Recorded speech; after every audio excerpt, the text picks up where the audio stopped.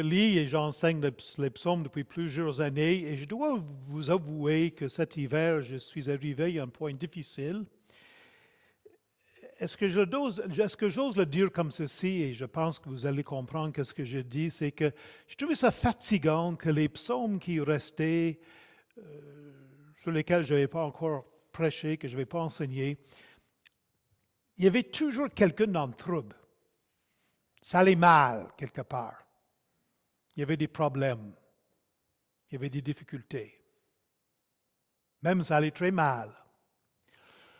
Puis je me suis dit, pourquoi dans les psaumes, la moitié des psaumes environ, ou peut-être même un peu plus, des psaumes sont écrits par des personnes que ça va mal, c'est-tu fatigant ça? Là, j'ai pensé à ma vie, puis la vie de mes amis, puis j'ai dit, oui, c'est ça. C'est ça la vie. Des fois, ça va mal. Souvent, ça va mal. Des fois, ça va très mal. Très, très mal. Asaph est le nom d'un homme qui était directeur de chœur de chant dans le temps de David. Il a écrit 12 psaumes, le psaume 74 jusqu'au psaume 83, ainsi que le psaume 50. Il me semble qu'Asaph est le nom d'une famille. Le psaume 73, sur lequel j'ai déjà prêché, a été certainement écrit par l'ami de David, qui a été responsable de la musique dans l'église locale, dans le temple, dans le tabernacle du temps de David et dans le temple du temps de Salomon. Mais le psaume que nous lisons ce soir a été écrit probablement 500 ans plus tard ou 400 ans plus tard, pendant l'exil, après la destruction du temple. Puis ça allait mal. Et Asaph ici, certainement descendant, toute cette grande famille pendant de longues années, qui ont servi dans la musique, dans l'adoration de Dieu, il écrit ce psaume comme une prière à Dieu.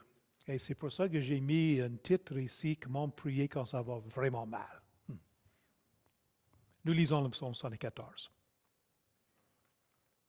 Cantique d'Asaph. Pourquoi, ô Dieu, rejettes-tu pour toujours? Pourquoi tires-tu contre le troupeau de ton pâturage? Souviens-toi de ton peuple que tu as acquis autrefois, que tu as racheté comme le tribut de ton héritage. Souviens-toi de la montagne de Sion, où tu faisais ta résidence. Porte tes pas vers ces lieux constamment dévastés. Ici, c'est comme si Asaph prenait le Seigneur par la main et disait, regarde donc, qu'est-ce qu'on a fait avec ton temple. Porte tes pas vers ces lieux constamment dévastés. L'ennemi a tout ravagé dans le sanctuaire. Tes adversaires ont rougi au milieu de ton temple. Ils ont établi pour signe leur signe. On les a vus, pareils à celui qui lève la cognée dans une épaisse forêt. Et bientôt, ils ont brisé toutes les sculptures à coups de hache et de marteau. Ils ont mis le feu à ton sanctuaire. Ils ont abattu, profané la demeure de ton nom. Ils disaient en leur cœur, traitons-les tous avec violence. Ils ont brûlé dans le pays tous les lieux saints. Nous ne voyons plus nos signes. Il n'y a plus de prophètes. Et personne parmi nous qui sache jusqu'à quand. D.A. Carson a écrit un livre qui s'appelle Jusqu'à quand? Jusqu'à quand, Seigneur? Verset 15. Jusqu'à quand, ô Dieu, l'oppresseur outragera-t-il? L'ennemi méprisera-t-il sans cesse ton nom? Pourquoi retires-tu ta main et ta droite? Sors-la de ton sein, détruis. Puis maintenant, Asaph regarde en arrière puis se souvient des actes de Dieu dans le passé. Verset 12. Dieu est mon roi dès les temps anciens, lui qui opère des délivrances au milieu de la terre. Tu as fendu la mer par ta puissance, tu as brisé les têtes des monstres sur les eaux, tu as écrasé la tête du crocodile. Tu l'as donné pour nourriture au peuple du désert. Tu as fait jaillir des sources et des torrents. Tu as mis à sec des fleuves qui n'atterrissent point. À toi est le jour, à toi est la nuit. Tu as créé la lumière et le soleil. Tu as fixé toutes les limites de la terre. Tu as établi l'été et l'hiver. Souviens-toi que l'ennemi outrage l'Éternel et qu'un peuple insensé méprise ton nom. Ne livre pas aux bêtes l'âme de ta tourterelle. N'oublie pas toujours la vie de tes malheureux. Et garde ton alliance à l'alliance, car les lieux sombres du pays sont pleins de repères de brigands. Que l'opprimé ne retourne pas confus, que le malheureux et le pauvre célèbrent ton nom. Lève-toi, ô Dieu, défends ta cause. Souviens-toi des outrages que t'a fait chaque jour l'insensé. N'oublie pas les clameurs de tes adversaires, le tumulte sans cesse croissant de ceux qui se lèvent contre toi. Prions. Seigneur, voici des mots qui font l'écho de ce que nous ressentons souvent dans nos propres cœurs. Des fois, Seigneur, ça va mal, puis nous sommes découragés dans nos vies, puis nous perdons l'espoir. Merci pour Asaph qui a écrit ce psaume.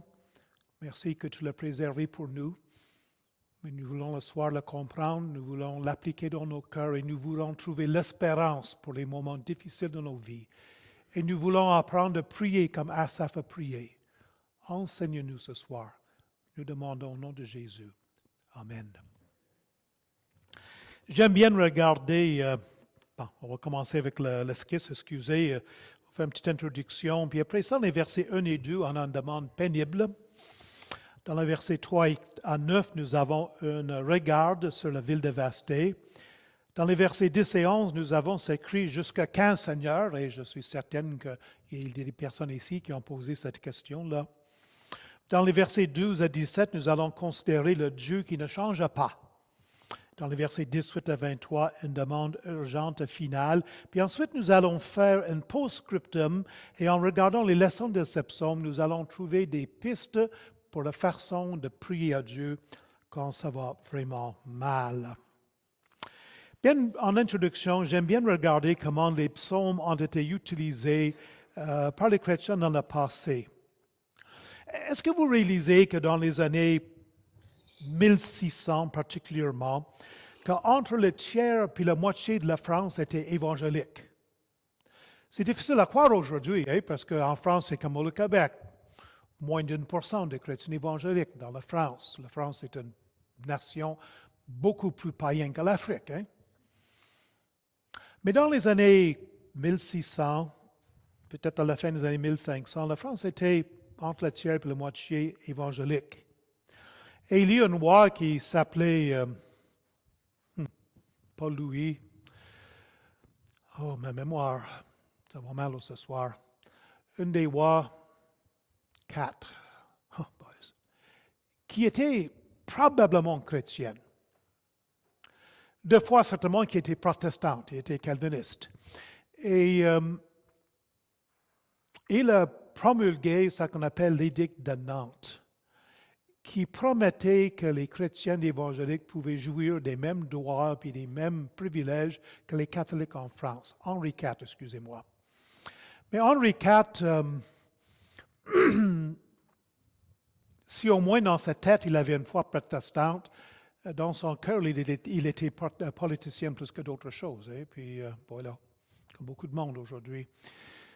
Et alors pendant cette période-là, il y a une certaine paix. Puis environ 1684-85, Louis XIV a révoqué l'édicte de Nantes, qui était l'édicte qui permettait aux protestants de jouir de la paix en Israël, en France. Puis les protestants avaient peur, puis ils ont été terriblement persécutés ensuite, puis ils se souvenaient de ce massacre de Saint Barthélemy qui est arrivé beaucoup d'années auparavant, où on a tué, certains disent 6 000, d'autres disent 30 000, d'autres disent 100 000 protestants qui ont été tués dans la même journée dans cette grande fête de Saint-Barthélemy en France, où on les a poussés dans les mers avec les cavaliers pour les noyer, les protestants. Puis ils avaient vraiment, vraiment peur, puis ils avaient terriblement... ils étaient persécutés, ça allait mal. Puis beaucoup de ces protestants ont quitté la France, puis ils ont marché jusqu'à la Suisse. Ils ont traversé les Alpes pour arriver enfin à Genève, où Jean Calvin y avait exercé son ministère une centaine d'années auparavant, pour se sauver de la terrible persécution. Est-ce que vous réalisez qu'en Suisse, on parle français à cause de ça? Est-ce que vous réalisez que la Suisse est un pays très riche et l'Hollande est un pays très riche parce que les Huguenots, les protestants de la France, qui étaient la classe marchande, qui étaient les manufacturiers puis les marchands, ont quitté la France à cause de la persécution. Toute la classe marchande, ou presque toute la classe marchande, a été protestante, puis ils ont été tués, puis persécutés, ils ont quitté, ils ont fondé les grandes fortunes en Suisse, les grandes fortunes en Hollande, puis les grandes fortunes en Belgique. Il y a un autre endroit où ces protestants sont venus après cette persécution-là. Est-ce que vous pouvez deviner c'est où? Le Québec. Vous réalisez que le Québec a été fondé par ces Huguenots-là. Moi, j'ai un livre chez nous sur l'histoire du Québec, un très ancien livre sur l'histoire du Québec, qui nous dit qu'à telle date, qu'il y avait dans la ville de Québec 380 protestants, 10 catholiques, puis 27 juifs. OK? C'était ça.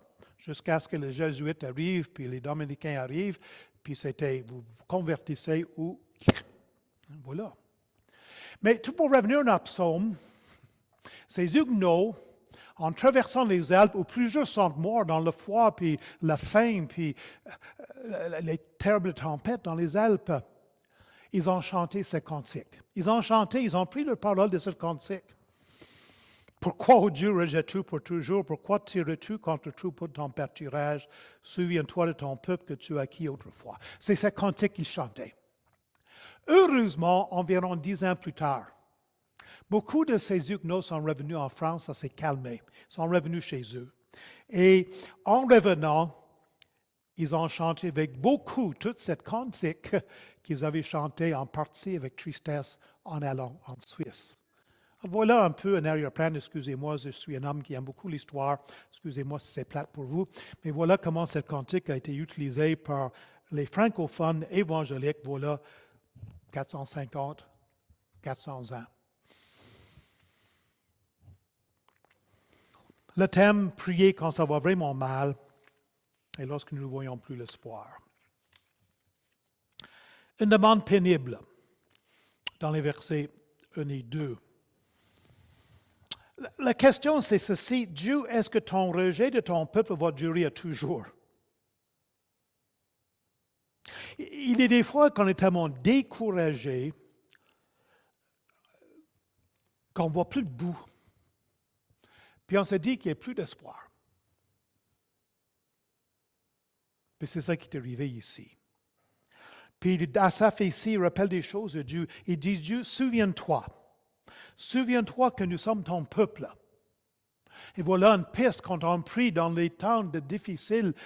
On s'attache à Dieu. On dit, Dieu, je suis ton enfant. Souviens-toi de moi. Souviens-toi que tu nous as rachetés. On ne t'appartenait pas toujours, mais tu nous as rachetés. Tu as payé un grand prix. Seigneur, il dit, lui qui était juif, j'arrive de Jérusalem. J'ai viens de passer 2 semaines là-bas, puis 10 jours. Puis j'étais sur Jérusalem, puis j'ai vu comment les Juifs aiment Jérusalem. J'étais debout sur Mont Sion. À côté, j'étais debout sur le mont du Temple aussi.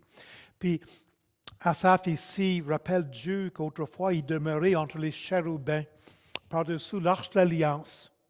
Puis il demeurait là. C'est là qu'il demeurait.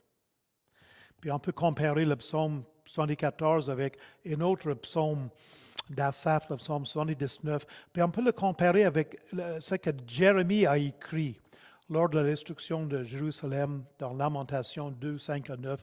Puis le langage se complète, ça ressemble beaucoup. Deuxièmement, nous allons regarder la ville dévastée. Comme j'ai dit tantôt, c'est comme si Asaph dit, Dieu, tu ne vois pas qu'est-ce qui s'est passé? Des fois, on a envie de dire à Dieu, puis je pense que c'est permis de dire à Dieu, Dieu, tu ne regardes pas ce qui se passe dans ma vie. Tu ne regardes pas ce qui se passe dans la vie de ton Église, dans ton peuple. Je pense que c'est Copte en Égypte.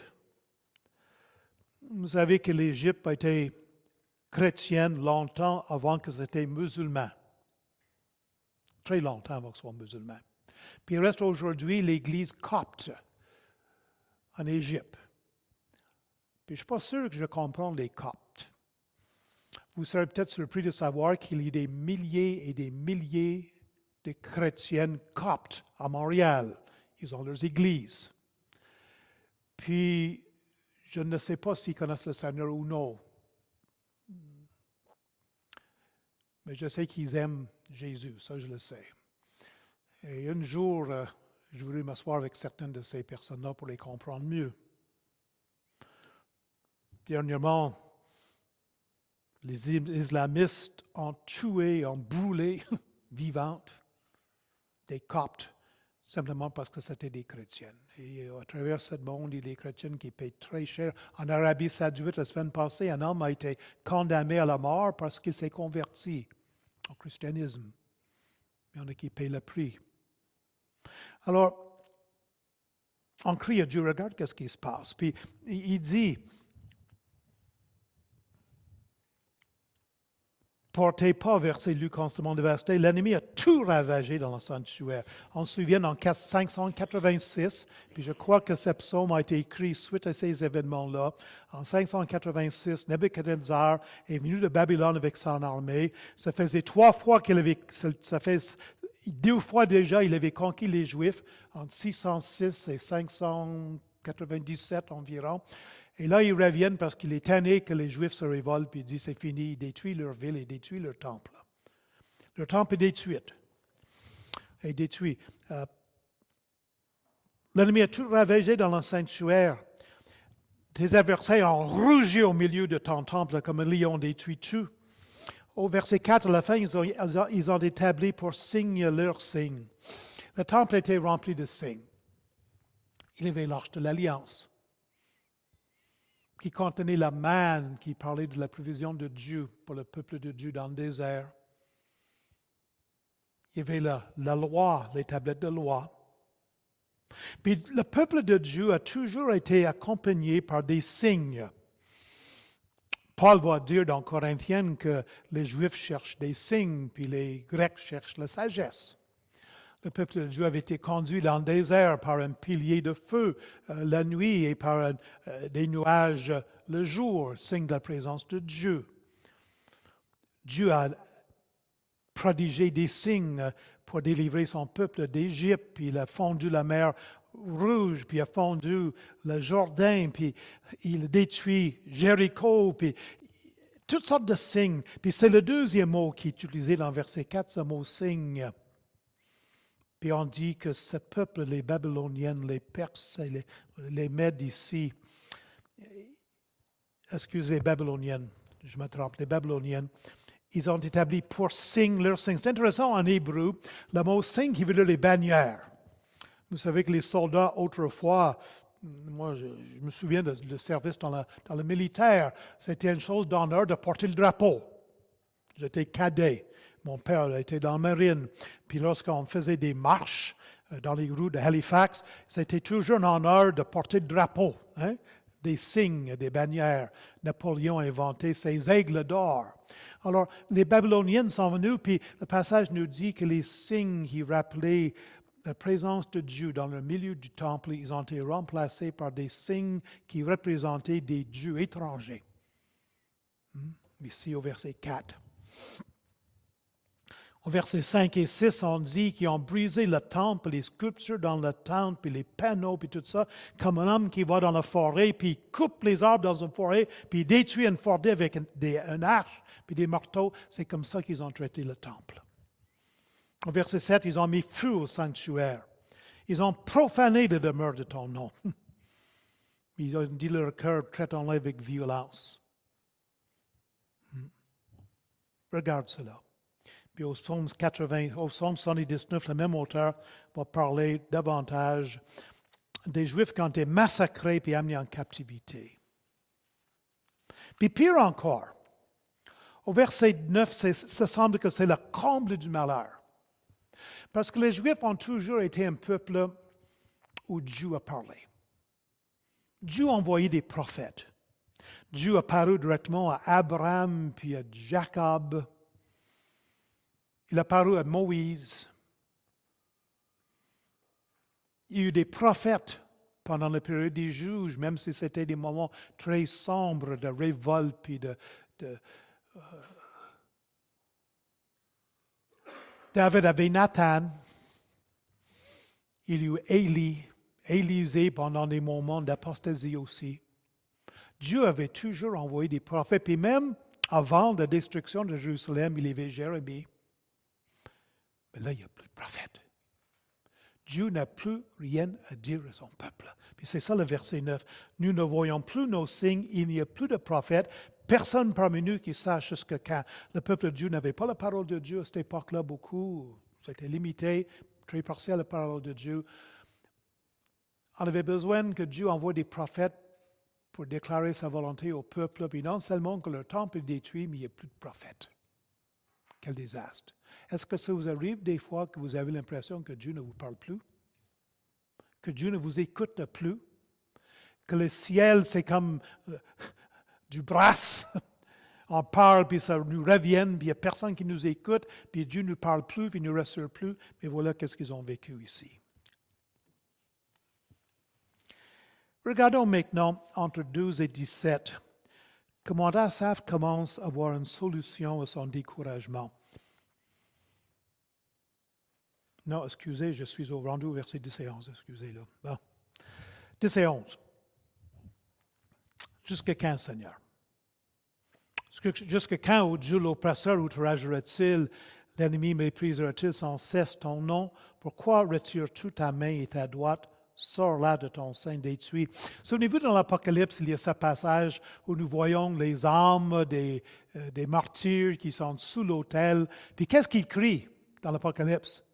Jusqu'à quand, Seigneur? Jusqu'à quand? Ce cri à travers toute la parole de Dieu. Jusqu'à quand? Puis des fois, on a envie de crier ça à Dieu. Jusqu'à quand? Des fois, on a l'impression, voyez-vous, le problème qu'on a, c'est que Dieu vit éternellement, puis nous vivons 80 ans, c'est un bien chanceux. Je vais avoir 68 ans bientôt. Je lis régulièrement les nécrologies dans le Nouvelliste pour voir l'âge des personnes qui sont mortes dernièrement. Puis il y a moi, je suis né en 47, puis là, je vois du monde qui sont morts, qui sont nés en 54, puis en 53, puis en 48, puis je dis, nous, notre vie est tellement bref. C'est difficile pour nous d'être patients. Nos années sont comptées, puis plus qu'on vieillit, plus qu'on réalise ce qui passe vite. Puis on crie jusqu'à quand, Dieu? Dieu n'est pas pressé. Puis là, après, comme j'ai dit par ailleurs tantôt, on arrive au verset 12 à 17, où nous avons le Dieu qui ne change pas. Chers amis, dans le désespoir, dans les difficultés, nous devons nous rappeler, nous devons absolument nous rappeler, nous pouvons nous rappeler que Dieu ne change pas. Au verset 12, il dit, Dieu est mon roi. Bon, ça ne va pas bien ce soir. Spurgeon a beaucoup écrit sur le découragement et la dépression. Je viens de terminer la lecture de nouveaux livres. Je pense que vous savez peut-être que c'est un grand prédicateur baptiste qui a rempli des temples, remplis des salles de rencontre, des églises, de milliers de personnes. Quand il avait 23 ans, Spurgeon, il était déjà un prédicateur très renommé. Et ça faisait pas longtemps qu'il prêchait dans ce nouveau bâtiment qui avait été construit pour que les gens puissent venir l'entendre. Et il y a un fou au milieu de la réunion qui crie « Au feu! Au feu! » Puis les milliers de personnes ont évacué la salle. Puis, est-ce que c'est 7 personnes? Je pense que c'est 7 personnes, tout cas, quelque chose comme ça là, qui sont morts écrasés par la foule pendant la réunion. Spurgeon ne s'est jamais pardonné pour cela. À presque toutes les années, pendant sa longue vie, il a dû prendre des vacances de 2, 3 puis 4 mois au sud de France, couché, la face contre le mur, dans une dépression profonde. Pas capable de voir personne. En plus, il y avait des maladies, beaucoup de souffrance. On vient de sortir un livre avec l'enseignement de Spurgeon sur la dépression, parce qu'il en a beaucoup parlé. Il avait une compréhension entre les aspects médicaux, les aspects d'hérédité, les aspects spirituels et physiques et tout cela qui est extraordinaire. Je viens de lire le livre, je l'ai sur mon Kindle, là, c'est extraordinaire, ça a coûté 4 $. Si jamais vous travaillez avec des personnes dépressives ou si vous êtes dépressif vous-même et si vous lisez l'anglais, achetez-le. C'est 4 $ sur Kindle, c'est extraordinaire comme livre. Et il a souvent remarqué dans ses écrits puis, que l'aspect pur des 3D, dépression, désespoir, découragement, c'est lorsqu'on perd l'espoir complètement. Le sentiment que les choses ne se placeront jamais. Et voici les sentiments que Asaph va exprimer ici.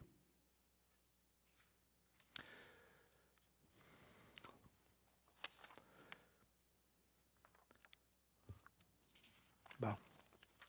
J'ai fait corriger mon PowerPoint hier, puis je pense que quelqu'un a décidé que l'ordre n'était pas correct. Puis... Regardons un peu les versets, à partir du verset 12.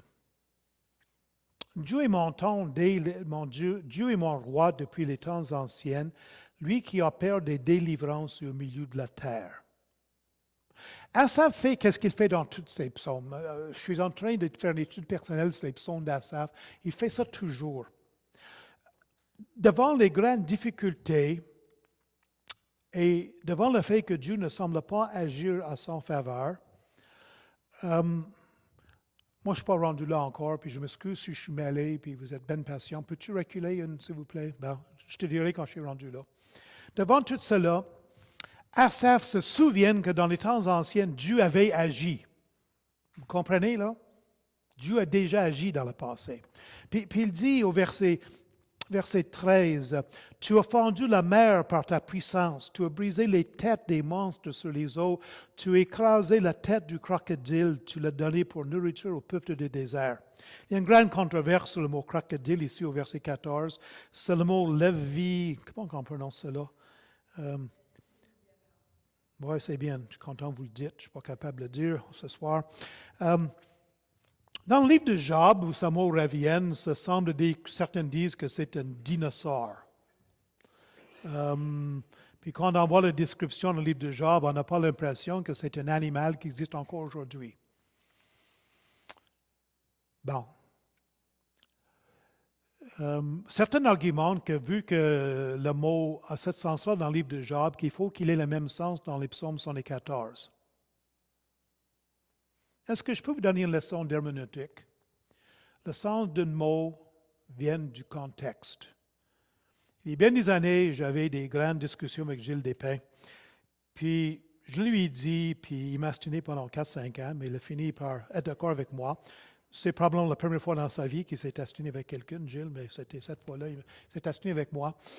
Puis, j'ai dit, il y a 3 règles pour l'interprétation d'un mot. Le premier mot, c'est le contexte. La première règle, c'est le contexte. La deuxième règle, c'est le contexte. Puis la troisième règle, c'est le contexte. Le livre de Job a été écrit probablement 1000 ans avant le livre de Job. Le livre de Job a été écrit probablement 1000 ans avant les psaumes, le psaume 114, dis-je. Et c'est possible que le mot a été utilisé avec des sens différents après 1000 ans. Les mots changent, vous le savez. Deuxièmement, le même mot peut dire beaucoup de choses. Qu'est-ce que ça veut dire le mot élection? Bon, on vient d'y lire, il y a quelques mois, un gouvernement libéral. On a chassé les péquistes, on a mis le gouvernement libéral. Puis on a fait ça par élection où chacun a voté, n'est-ce pas? Ça, c'est une élection. Ça a l'air que l'automne, on va voter pour M. Trudeau ou M. l'autre, là, ou bien pour M. Harper. Bon, on verra qui va gagner. Alors, il y a ce genre d'élection-là. L'élection, ça veut dire que le peuple choisit quelqu'un par vote majoritaire, n'est-ce pas? Mais la Bible dit que Dieu nous a élus avant la fondation du monde. Ça veut-tu dire que Dieu a fait une union avec tous les anges, puis il dit, votez à main levée, Samuel, on va tout le sauver au nom. Puis là, il y a des anges qui n'en disent pas lui, puis il y a d'autres anges qui ont dit, bon, on va peut-être lui donner une chance. Puis là, il y a une grande discussion, puis il a fini par avoir une majorité d'une. Est-ce que ça veut dire que quand la Bible nous dit que Dieu nous a élus, est-ce que la Trinité a pris un vote? Qu'est-ce que ça veut dire? Le mot élection, dans ce sens-là, veut dire faire un choix, n'est-ce pas? Ce n'est pas un vote à main levée, c'est que Dieu a fait des choix. Il y a bien des années, mon gars, tu sais, mon gars a eu différents blondes, là, puis comme papa, j'étais toujours inquiet que ce soit la bonne fille, tout ça. Puis à un moment donné, il nous a joué un tour, il a commencé à sortir avec une fille, puis on ne le savait pas. Il travaillait pour moi au bureau à Copy Express, puis à l'heure du souper, il a appelé samedi, puis il dit, je ne viens pas souper, je vais prendre une marche. Mon gars, allait prendre une marche. C'est la première fois que ça arrive dans sa vie, tu comprends-tu, là?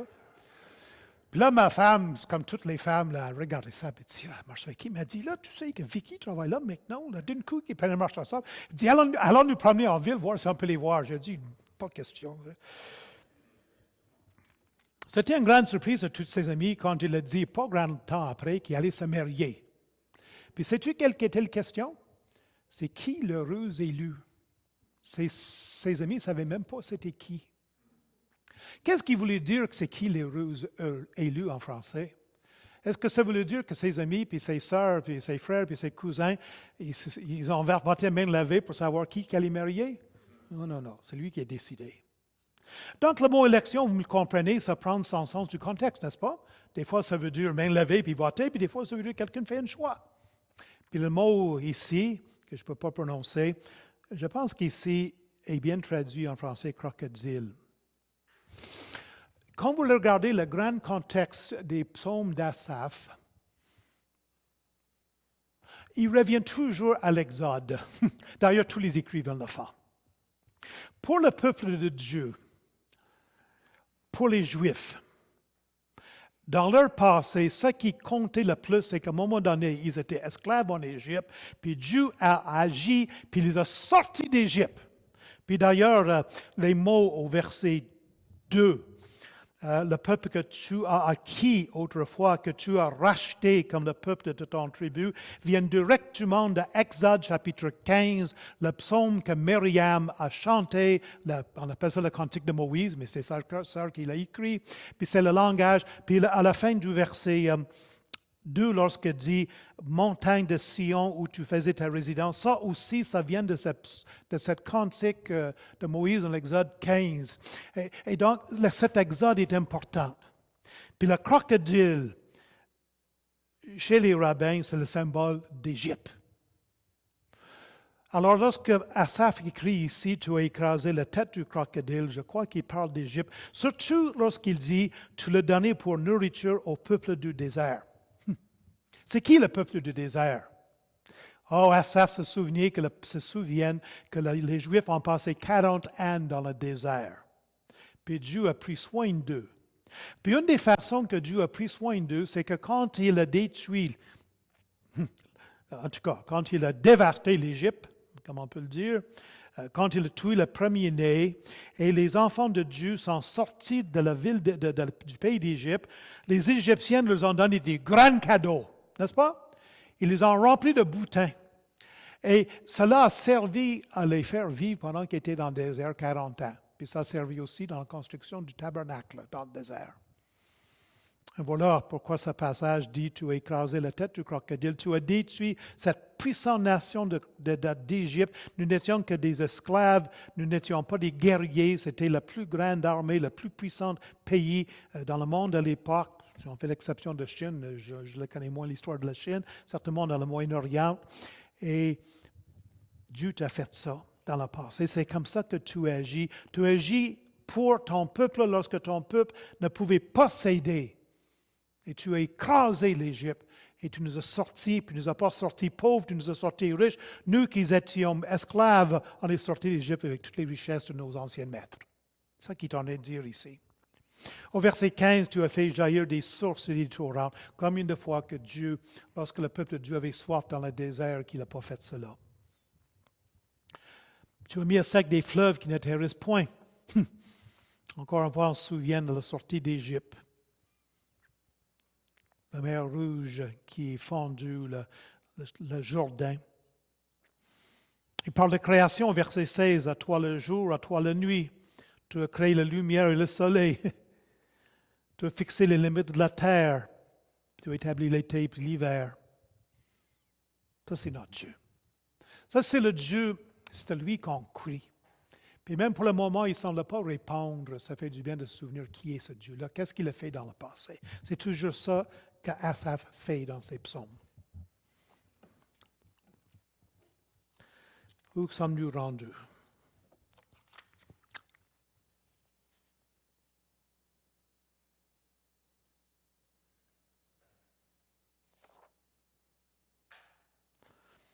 Oui. Pas drôle, ça. Au verset 20, on va aller au cliché numéro, je ne peux même pas lire mes numéros de page, 9 fois 2, ça fait 18, 19, s'il vous plaît. Non. Fichier 15, s'il vous plaît. 15. Oui. Au verset 20, Asaph fait appel à l'alliance que Dieu avait faite avec son peuple. Et là, il manque du temps. Bon. N'oublions pas qu'une alliance dans l'Ancien Testament, parce qu'au verset 20, on voit « et garde l'alliance ». Et garde l'alliance. C'est un argument important qu'Asaph va répéter dans d'autres psaumes. Dieu, tu as fait une alliance avec ton peuple. Tu as signé un contrat avec ton peuple, pour le mettre en bon terme québécois. Puis n'oublions pas que l'alliance dans l'Ancien Testament, la majorité des alliances n'étaient pas conditionnelles au respect de celle-ci par les deux parties. Les alliances de l'Ancien Testament sont faites par Dieu avec son peuple. Dieu a choisi des personnes pour être son peuple, puis déclare qu'ils seront leur Dieu sans considérer leurs désirs ou leurs choix. Quand Dieu a fait une alliance avec David, est-ce que David est allé voir Dieu puis a dit, Dieu, on va se faire un deal ensemble, on va signer un contrat ensemble. Moi, je vais faire ci, puis toi, tu vas faire ça. Non. Dieu, de sa propre volonté, s'approche de David puis fait une alliance qui dépend de lui seulement. Maintenant, je pense que l'alliance, il y a différentes alliances dans l'Ancien Testament, puis on peut les donner des normes différentes, des ordres différents et tout cela, mais certainement l'alliance de la loi de Moïse était conditionnelle. Faites ceci et vous vivrez. Hein? Si vous ne faites pas ça, vous allez mourir. Mais l'alliance faite avec Abraham, l'alliance faite avec David, c'était sans condition. Est-ce que vous réalisez que Dieu a fait avec toi, enfant du Seigneur ce soir, chrétienne, ici ce soir, que Dieu a fait une alliance avec toi qui ne dépend pas de toi? Si je vais à la banque, puis j'achète une maison, puis je signe un contrat, la banque me donne 100 000 $. Le contrat veut dire que tant que tu payes tes paiements, c'est beau. Si tu arrêtes de faire tes paiements, on saisit ta maison, puis on te met dans la rue. N'est-ce pas? Ça dépend de toi. Quand Dieu a fait une alliance avec nous, la nouvelle alliance dans l'Épître aux Hébreux, une des choses qui le caractérise, c'est que c'est même pas une alliance faite avec nous, ça. L'alliance dans le Nouveau Testament est une alliance qui est faite entre Dieu le Père et Dieu le Fils. Puis l'alliance dans le Nouveau Testament est à peu près ceci. Dieu dit à son Fils, « Obéis-moi et je vais bénir mon peuple. » Donc, ma relation avec Dieu aujourd'hui ne dépend pas de mon obéissance, mais dépend de l'obéissance de Jésus-Christ. Une chance. Une chance. Il y a peu d'espoir pour moi. Peu d'espoir pour Camuel. Hein? Un peu d'espoir pour moi. Ah, Seigneur, regarde ton alliance. Le plus fort des arguments d'Asaph, et donc, Dieu, rappelle-toi de ton alliance avec nous. Le peuple de ton alliance est maltraité, puis il a besoin d'être délivré. Et Asaph continue en rappelant que ses adversaires insultent Dieu et se lèvent contre Dieu. Et c'est ça, et où est-ce qu'on voit ça? Au verset 22, « Lève-toi, ô Dieu, défends ta cause. Souviens-toi des outrages que te fait chaque jour l'insensé. » N'oublions jamais, là. Je suis allé dans une école militaire. Mon papa était sur une base militaire, puis on avait une école militaire, puis on était tough. Puis on se battait régulièrement. Tu sais, on parle de violence dans les écoles, ils ne connaissent pas ça aujourd'hui, là. Nous autres, c'était tous les 3 jours une bonne bataille. Puis les jeunes dehors, les gars dehors en train de se battre, puis les profs qui regardaient, puis qui encourageaient, là, littéralement. Là. C'est pas comme aujourd'hui, là.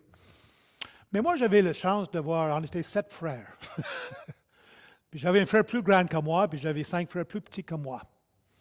Puis toute la communauté savait que si tu touchais à un virgin, il y avait un plus grand frère quelque part. Eh oui. Moi, j'ai dit à un gars une fois, tu touches à lui, tu touches à moi. Hein? Puis chez nous, dans la famille, je ne sais pas pourquoi, les garçons sont tous rendus à pleine hauteur à l'âge de 12-13 ans. On arrête de grandir, là. On n'est pas comme la plupart des gars qui finissent de grandir à 20 ans. Puis, on était tough, puis on faisait attention, nous. Ah oui, tu touches à mon gars, tu touches à mon frère, tu touches à moi. Fais attention. Puis mon plus grand frère a dit ça une couple de fois aussi. N'oublions pas que lorsqu'on touche à toi, qu'on touche à Dieu. L'Ancien Testament dit, tu touches à la prunelle de mon œil. Ouais.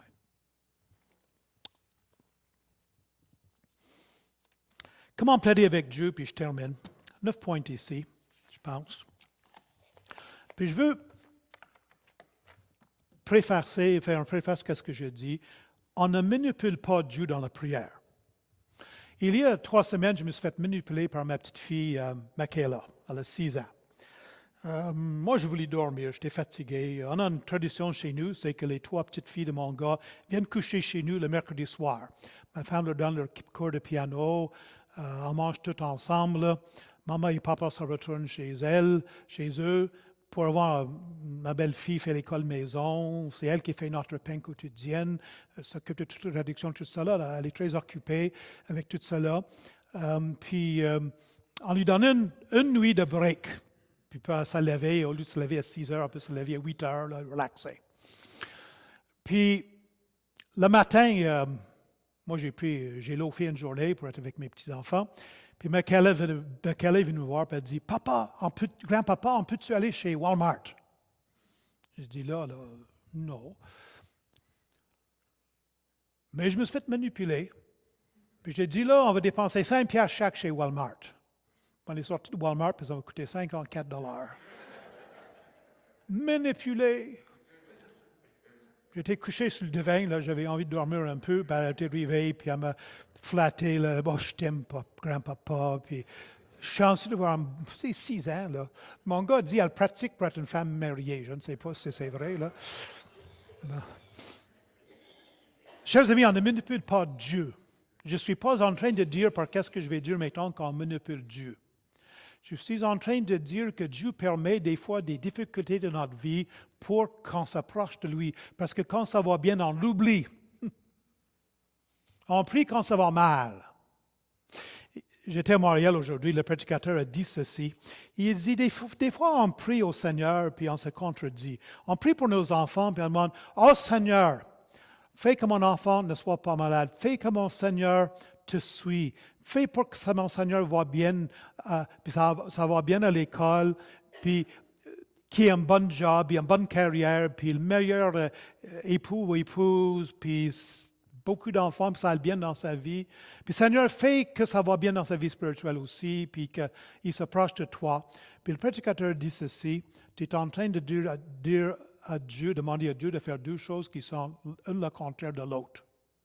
Parce que probablement que Dieu est obligé de permettre des difficultés dans notre vie pour que nous nous approchions de lui. N'est-ce pas?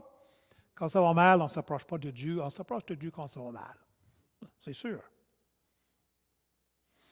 Alors, rappelons-nous, je ne veux pas dire ici qu'on manipule Dieu, mais voici les arguments qu'Asaph a fait avec Dieu. Et voici peut-être des pistes, la façon de prier pour que Dieu nous répondre dans des moments difficiles. Premièrement, Dieu doit agir parce que les personnes qui souffrent ne sont que des brebis, de pauvres êtres fragiles et sans défense. Est-ce que des fois vous vous demandez pourquoi que Dieu vous a choisi pour être son enfant?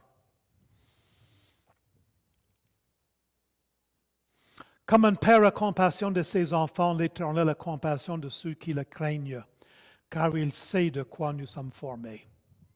Ils se souviennent que nous sommes poussière. Blâme, ses jours sont comme l'herbe, et fleurit comme la fleur des champs. Lorsqu'un vent passe sur elle, elle n'est plus, et le lieu qu'elle a occupé ne la reconnaît plus.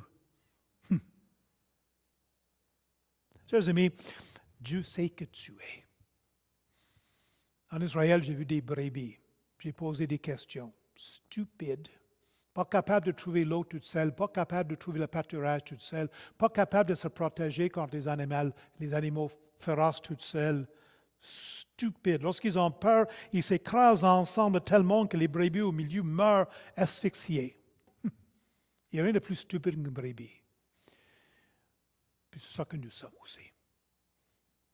Puis comme le berger a soin des brebis, Dieu a soin de nous. Il sait. Est-ce que vous réalisez que dans votre fragilité, des fois je trouve que je suis fragile dans ma vie chrétienne, fragile dans ma vie, pas capable de vivre une chrétienne comme du monde. La seule chose que je peux faire, c'est de me rapprocher de Dieu, et Dieu, tu sais comment je fais. Je ne suis qu'une brebis. Dieu n'a pas choisi des lions, il n'a pas choisi des chevaux, mais choisi des brebis. C'est ça que nous sommes. Deuxièmement, Dieu doit agir parce qu'il a racheté ces pauvres brebis, il les a déjà payés cher, et leur sort n'est pas mieux que lorsqu'il les a rachetés. Rappelons à Dieu, pas parce que Dieu a besoin de savoir, mais pour le repasser dans notre cœur que pauvres brebis que nous étions, Dieu nous a rachetés. Il a fait de nous ses enfants.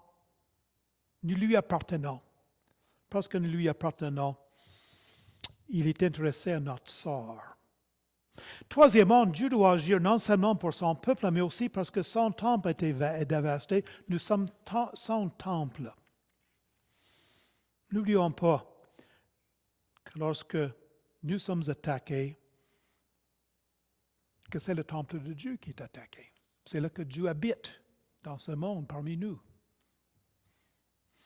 Quatrièmement, Dieu doit agir parce que le peuple n'a aucune autre ressource ou solution.